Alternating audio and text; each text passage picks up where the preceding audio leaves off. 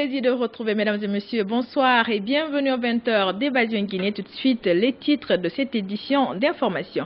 La CONASOG, Coalition nationale des organisations de la société guinéenne, à l'avant-garde pour le respect de la date avancée par la CENI dans le cadre de la tenue des législatives. Cette structure de la société civile appelle les acteurs politiques à la responsabilité.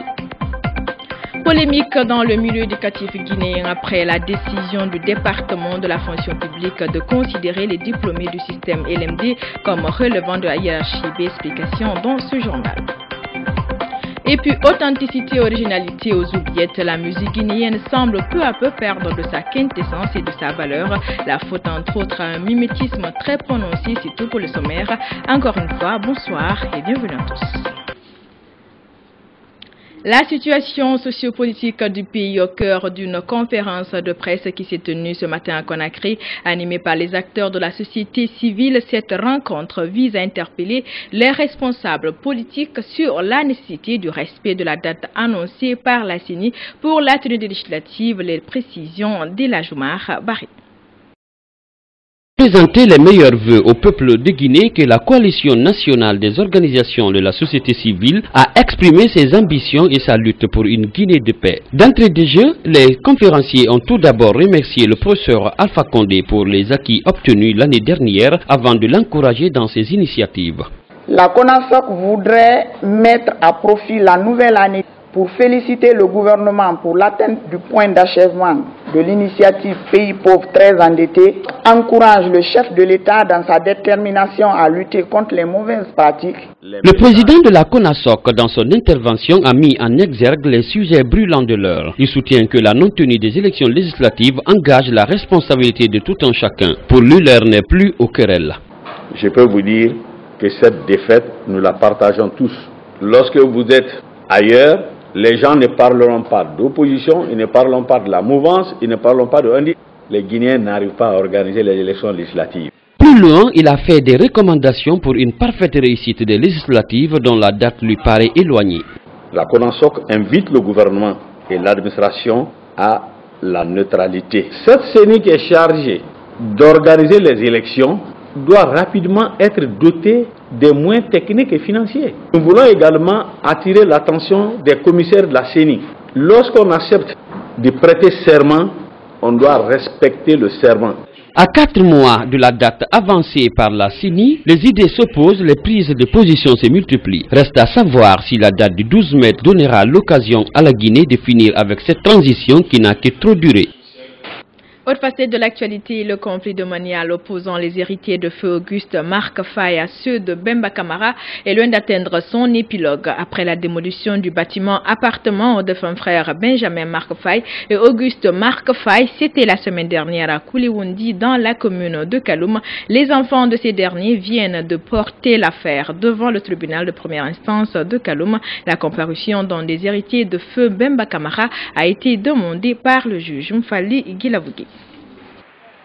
Le conflit domanial opposant les héritiers de Mbemba Camara à ceux de Marc Auguste Faye est loin de trouver un dénouement. Suite à l'exécution musclée d'une décision de justice qui s'est traduite par la démolition du bâtiment de la famille Faye Auguste Marc Faye, les enfants de ce dernier viennent de porter le contentieux devant le tribunal de première instance de Kaloum. Après une audience éclair qui s'est tenue ce jeudi, les héritiers de Mbemba Camara sont demandés à comparaître pour les débats de fond dans un conflit qui date de 1982. On a déjà une première décision en notre faveur et au jour d'aujourd'hui, ce jugement a été exécuté et les lieux ont été remis à mon client. La partie civile s'est dit déterminée à poursuivre les enfants de feu Mbemba Camara. Si d'aventure on devait exécuter ce jugement-là contre Benjamin Faye, mais il aurait fallu au moins procéder d'abord à ce qu'on appelle la liquidation partage de la succession. Donc dégager d'abord la part éventuellement de M. Benjamin Faye et saisir cette part-là. Aujourd'hui, c'est le comble parce que nous constatons finalement que Il y a eu du faux dans ce dossier. Du côté des enfants de feu Benjamin et Auguste Marc Faye, c'est la consternation. Ils pointent du doigt certains commis de l'État qui auraient baillé leur héritage. Et dans l'hôtel 5 étoiles qui fait B. Ils sont en train de construire un hôtel 5 étoiles à côté de l'hôpital Ignace Diène. Ils font des manipulations pour récupérer notre concession. Le gouverneur Sekouresko, les maires sont impliqués dans cette affaire. Moussi nous réclame 20 millions pour nous dédommager. Il est interdit par le président de la République de démolir une concession sans qu'il ne soit tenu informé. Nous réclamons justice. Nos efforts fournis en vue d'avoir la version des faits des personnes citées dans cette affaire sont restés vains. Cependant, même les locataires de la famille Feu Auguste Marc Faye ont payé les frais d'une démolition spectaculaire. Quand ils ont défoncé les portes, nous avons réagi. Notre concessionnaire a même piqué une crise. On a tout perdu. En attendant le prononcé du verdict dans ce contentieux, les héritiers de Marc Auguste Faye dorment à la belle étoile. L'actualité sur un même plan, rien ne va plus dans la famille Silla de Bonfils et dans la commune de Matam. Au bord de la crise de nerfs, les partisans de Sékou Silla et ceux de sa grande sœur Aïcha Silla se sont violemment affrontés dans le partage de l'héritage laissé par leur mère commune. L'implosion semble être consommée au sein de cette famille. Les explications dans ce reportage de Mori Traoré.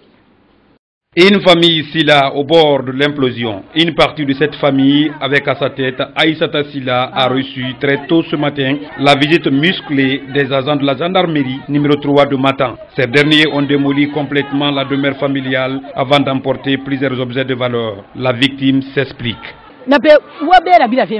Pourquoi vous voulez démolir ma maison? Ils disent que c'est le procureur qui les a ordonnés. La maison ne sera pas démolie, sauf si vous me tuez. Il a son papier, j'ai le mien. Ils ont gâté mon armoire, prendre mes papiers et mon argent.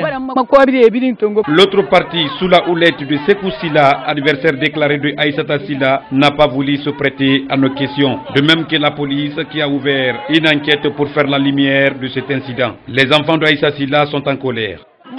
Ce qui s'est passé ici, ils sont venus avec les prisonniers, gâter tout. Ils ont décoiffé la maison, insulté ma maman. Ces conflits a fait plusieurs dégâts matériels et un blessé. Au cours des affrontements entre les membres de la famille Silla de Bonfils, certains ont fait usage de violence pour se défendre. Cet affrontement violent relance le débat sur les conflits domaniaux qui ont pris une proportion inquiétante à Conakry. Au chapitre des faits divers, le quartier Afia a dans la consternation ce jeudi. Une jeune étudiante mariée en décembre dernier se serait donné la mort par pendaison. Les causes de ce suicide présumé ne sont pas pour l'heure élucidées. Adiratouba nous en dit davantage. Le regard plein de tristesse, le cœur déchiré par la douleur, Mamadou Diako n'en revient pas. Sorti tôt le matin pour son lieu de travail, c'est le corps sans vie de son épouse qu'il retrouve quelques heures après à la maison. Une jeune fille de 25 ans, étudiante en 4e année télécommunications à l'université Gamal Abdel Nasser de Conakry. Makale Kamara, qu'il a épousé le 21 décembre dernier, après 6 ans de vie en commun. Malade depuis quelque temps, Makale refusait toute nourriture et tenait des propos étranges selon quelques voisins. J'étais à Madina ce matin quand on m'a annoncé par téléphone que Makale s'est pendu.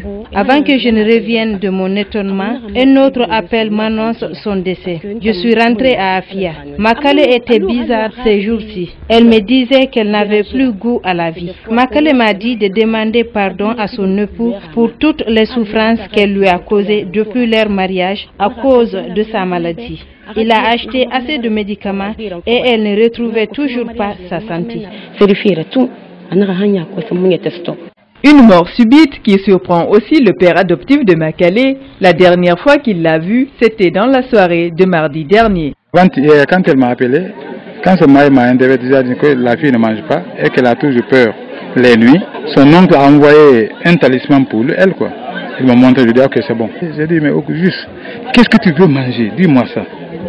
Il m'a dit qu'elle veut la soupe. Ok, le matin, j'ai pris l'argent, j'ai donné à ma soeur, sa tante, elle a fait ça. Oui, c'est vers le coup de 10 heures. On m'a appelé, ça disant de venir Dardar. chez elle. Je l'ai trouvé là, couché, étalé sur le lit. Je l'ai touché, j'ai trouvé, oh, elle est partie. La police a ouvert son enquête, mais n'a pas voulu se prononcer pour l'instant. Éducation dans cette édition, les étudiants formés dans le système LMD seront désormais classés dans la hiérarchie B lors des concours de recrutement à la fonction publique. C'est une décision du département de la fonction publique, une décision qui fait polémique dans le milieu éducatif. Fanta Conté, explication. Le LMD désigne les 3 diplômes qu'on obtient dans le système de formation anglo-saxonne, à savoir licence, master, doctorat. C'est lors de la conférence de Bologne que les pays occidentaux ont pris la décision d'uniformiser leur système d'enseignement. Et c'est en 2007 que le LMD a été introduit dans les universités guinéennes. La démarche visait à réaménager et qualifier le système éducatif en adéquation avec les besoins du marché de l'emploi. Une décision qui avait suscité des avis contradictoires au sein du milieu éducatif. De son côté, l'État a investi de gros moyens pour que ce projet voie le jour. Au total, 30 programmes ont été rénovés avec l'appui de l'UQAM, l'Université du Québec à Montréal. 3 programmes ont été rénovés avec l'appui de la coopération française. 21 autres programmes ont été rénovés par des Guinéens qui ont été formés pendant la période où on rénovait les premiers programmes. Des projets pédagogiques ont été réalisés. 285 enseignants-chercheurs ont été formés à la pédagogie de la rénovation des programmes.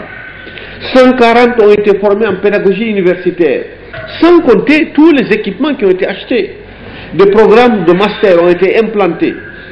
149 enseignants ont été inscrits dans ce programme de master. Des responsables de scolarité ont été envoyés au Canada. Des bibliothèques ont été rénovées. Des labos ont été achetés, installés. Dans le système LMD, les heures de cours sont réduites et le nombre de matières élargi comparativement à l'ancien système. La décision de l'État guinéen de classer les étudiants formés dans le LMD en hiérarchie B n'est pas bien accueillie chez bon nombre de diplômés. C'est un piège pour la jeunesse guinéenne, qu'on soit formé à l'université et qu'on sort au compte de la hiérarchie B ou C. C'est un paradoxe aujourd'hui. On ne comprend pas la différence qui existe ici entre la formation professionnelle et la formation académique. Ils veulent décourager non seulement les étudiants mais aussi dévaloriser le diplôme académique. Dr Banobari, l'une des personnes qui était favorable au système LMD, qualifie cette décision du ministère de la fonction publique de faux au débat. Et avant de décider de passer, il y a eu une réunion entre le ministère de l'enseignement supérieur, avec le ministère des Finances, en particulier la Direction nationale du budget, le ministère de la fonction publique, le syndicat et le patronat. Et l'enseignement supérieur a demandé à tous les partenaires de l'enseignement supérieur de l'équivalence des diplômes. Je ne comprends pas le débat actuel parce que pour moi, c'est un faux débat. Le document avait réglé tous ces dispositifs pour permettre au système de fonctionner dans les meilleures conditions. Il serait judicieux que le département en charge de l'enseignement supérieur prenne ses responsabilités dans ce dossier pour éviter d'éventuels mécontentements qui pourraient perturber l'année universitaire, comme cela a été le cas récemment avec les étudiants de l'ISEG. Autre registre de l'actualité, Conakry, jadis considérée perle de l'Afrique de l'Ouest, semble avoir perdu de son lustre et pour cause, la capitale est devenue au fil des années un réceptacle d'immondices de tout genre qui dégage outre mesure des odeurs nauséabondes préjudiciables à la santé des populations, une situation couronnée par un manque de politique environnementale pour la gestion des ordures. Benou Marsila. C'est un spectacle à ciel ouvert de pollution de l'air et de l'environnement auquel on assiste à Conakry. Partout, la fumée d'incinération des ordures se dégage dans les foyers, les dépotoirs, les marchés, mais aussi la fumée toxique des usines. À la décharge centrale de Concasser, située au cœur de la ville, où nous avons été agressés par les agents de la brigade verte sur l'instruction, selon eux, du gouverneur de la ville de Conakry, là, les riverains ne respirent plus de l'air pur. Le matin, il y a la fumée, le soir, donc ça nous dérange surtout dans les maisons. Il y a des personnes qui sont toujours allumées, il y a trop de moustiques, ça crée il y a beaucoup de personnes qui toussent par là, il y a beaucoup encore de mousse. Donc à Manza, il faut qu'on rentre dans les chambres, vraiment ça nous dérange. Conakry, autrefois considérée perle de l'Afrique de l'Ouest, est aujourd'hui la capitale des ordures. La ville est envahie de déchets de tout genre. Sur la route Le Prince, l'une des principales voies de Conakry, la voie est mordue par les ordures de la décharge de Koza, Kankarefour. Ici, des bâtiments sont noircis par la fumée qui ne donne plus l'occasion aux riverains de rester dehors. C'est seulement la saison pluvieuse qu'on se retrouve un peu parce que là, il y a moins de trucs. Mais même là, il y a aussi le risque d'attraper la sale maladie de choléra. C'est vraiment gênant. Pendant la journée, je suis désolé, on ne peut pas se reposer. Vous n'osez même pas ouvrir les persières de vos fenêtres. C'est pas possible. Sinon, vous risquez d'héberger la fumée dans votre maison. À la cité Anko 5, que certains appellent même cité de pollution, les riverains font leur quotidien avec la poussière toxique que dégage l'usine Anko 5. La situation est inquiétante. Elle menace la santé des Conacricans en provoquant des maladies pulmonaires. Quelle politique environnementale pour réduire la pollution de la ville de Conakry? La question reste en suspense. Une conférence de presse s'est tenue ce jeudi à Conakry, organisée par le service forestier des États-Unis. La rencontre vise à faire la présentation des résultats de l'évaluation du Bureau guinéen d'études et l'évaluation environnementale, une démarche qui devrait permettre d'adopter une politique environnementale pour un développement durable de la Guinée. Explication Aboubakar Arafan Kamara. C'est en présence des journalistes que s'est déroulée cette conférence. Objectif, présenter le rapport d'évaluation de la politique gouvernementale en Guinée. Organisée par le service forestier des États-Unis, cette rencontre a été une occasion pour les membres du Bureau guinéen d'études d'évaluation environnementale et les spécialistes des questions environnementales de faire l'état des lieux de ce secteur. Selon le coordinateur du programme de gouvernance environnementale en Guinée, les sociétés minières sont attirées par les ressources naturelles dont dispose le pays. Cependant, malgré l'adoption des séries de textes, bon nombre de ces sociétés dérogent aux règles de l'environnement. Une société minière en Guinée qui évolue ici depuis plusieurs années, voire peut-être des décennies, n'a jamais été sous une pression transparente d'une structure du gouvernement guinéen qui avait la responsabilité de les suivre et de les évaluer pour assurer que vous ne gâtez pas les cours d'eau, les sols, le flore, la faune. Alors,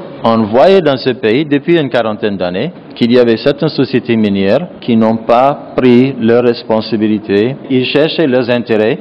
Ainsi, il a été aussi question pour le chargé de formation du Bureau guinéen d'études d'évaluation environnementale de mettre un accent particulier sur les procédures d'études que les promoteurs de projets doivent suivre en ce qui concerne les questions environnementales et sociales. Cette procédure à suivre d'abord, c'est l'avis de projet. Cet avis de projet ici est élaboré par le promoteur. Il y a non seulement le nom du promoteur, l'activité à mener, l'échéancier, le lieu d'emplacement. Quand cet avis de projet est déposé au BGE, c'est à nous de procéder à ce qu'on appelle ici au tri préliminaire.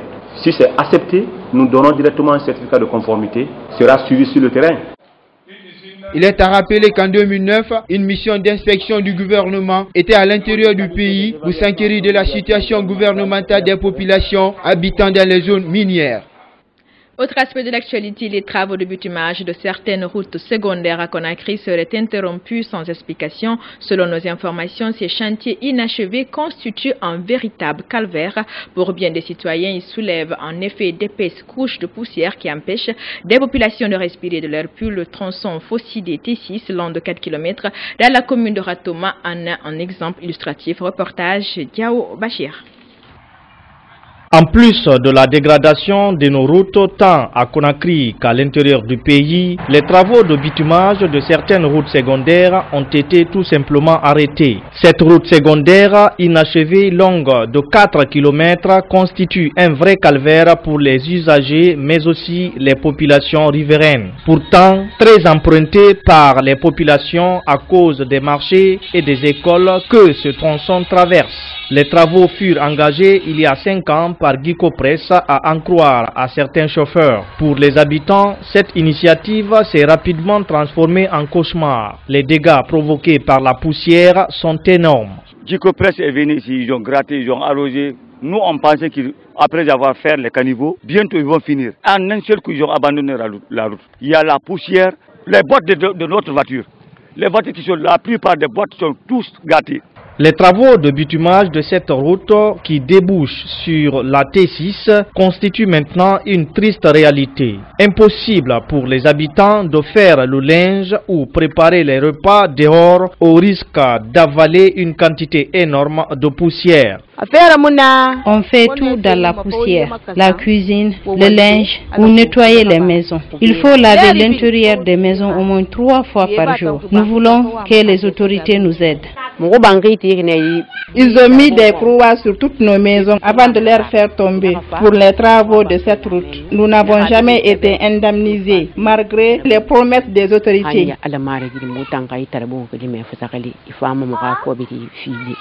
Quant au chef secteur de Yataya Fossidé, lui a tout simplement exprimé la souffrance de sa population avant de lancer un appel aux autorités. Les riverains de cette route souffrent énormément à cause de la poussière. Nous demandons l'aide du gouvernement.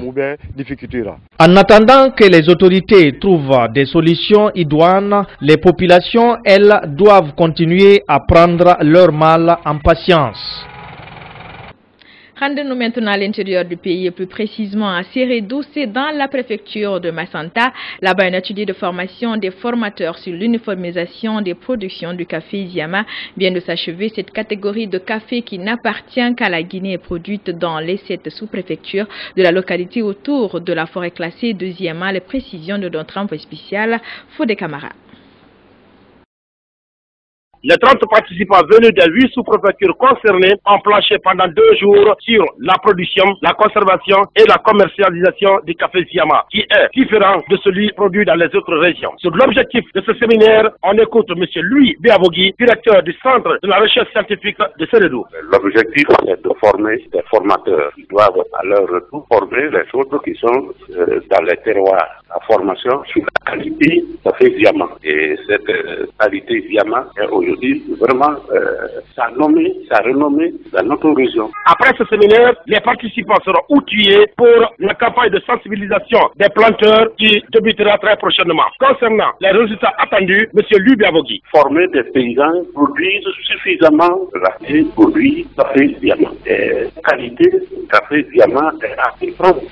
Si nos populations produisent suffisamment cette qualité-là, vient rehaussant revenu monétaire des familles. Ce café Ziama, vous le savez, ce café qui pousse la zone montagne Ziama. Le café a une odeur particulière et un goût particulier. Il n'est pas les mêmes que dans les autres terroirs de notre forestière. Et tout le monde convoite cette qualité. C'est la différence. Et ce café ne se trouve que sur les versants de cette montagne qu'on a montée. À rappeler que les 2 jours de séminaire se sont déroulés sous la supervision de l'AMPROCA, Association nationale des promoteurs et conseils agricoles.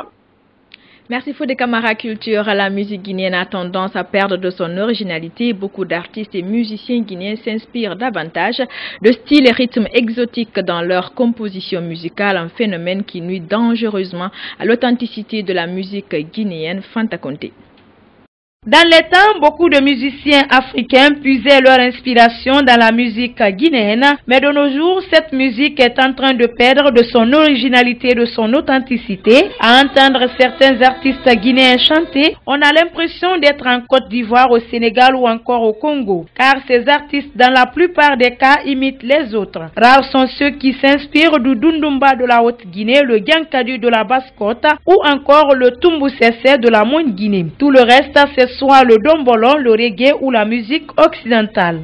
Je dis toujours que nous ne pouvons continuer à exporter nos créations musicales que si on reste le modèle que la Guinée a toujours été sur le plan artistique. Le monde entier vient s'inspirer de nos exemples, de nos créations. Mais les créateurs guinéens crèvent la dalle, ils restent sur place parce qu'on n'a pas la technique, la stratégie, le processus d'évolution pour que les créateurs puissent continuer à créer de plus belles et que nous puissions continuer à exporter les fruits, les produits de notre création. Pour certains hommes de culture, les artistes guinéens ont besoin de formation adéquate dans des centres spécialisés. Actuellement, la seule université qui enseigne la musicologie est l'Institut de Dubreka. On a essayé de former les hommes pour pouvoir mener cette culture-là. Et je souhaite qu'on ait une école de musique. Enfin, les infrastructures concernant le domaine de la culture. Bon, j'ai été chef d'orchestre, créateur de beaucoup de formations en Guinée, notamment le Nimbaza, c'est moi qui l'ai créé, baptisé et équipé. Parmi les artistes qui font aujourd'hui la fierté de la musique guinéenne dans son authenticité, il faut citer les espoirs de Corentin ou encore les messagers de Boulbiné qui mettent en valeur les instruments traditionnels guinéens. Et puis en bref, cérémonie funèbre ce jeudi au Palais du Peuple, membres du gouvernement, leaders politiques et représentants d'institutions républicaines étaient au rendez-vous pour le dernier hommage à Mamadou Ouri Ditine Diallo, décédé hier matin, président du Parti de l'Unité et du Développement. Le rapporteur de la commission code électoral doit regagner sa dernière demeure demain dans son village natal à Ditine, dans la préfecture de Dalaba. Nous y reviendrons dans nos prochaines éditions. C'est ainsi que se referme cette édition d'information que vous pouvez également retrouver sur notre site internet www.groupeevasionguinée.info. Excellente suite de programme à notre compagnie.